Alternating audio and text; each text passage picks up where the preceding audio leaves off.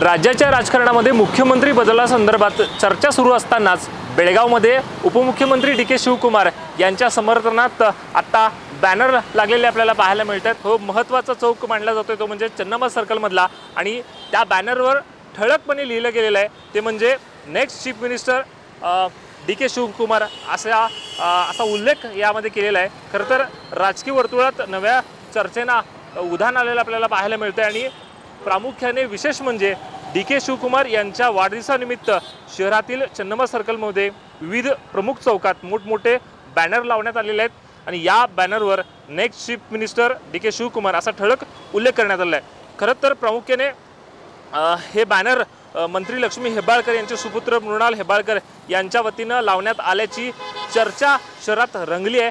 पण next CM या घोषणेमुळे काँग्रेसमधील आगामी राजकीय घडामोडीविषयी तर्कवितर्क सुरू झालेले आपल्याला पाहायला मिळते।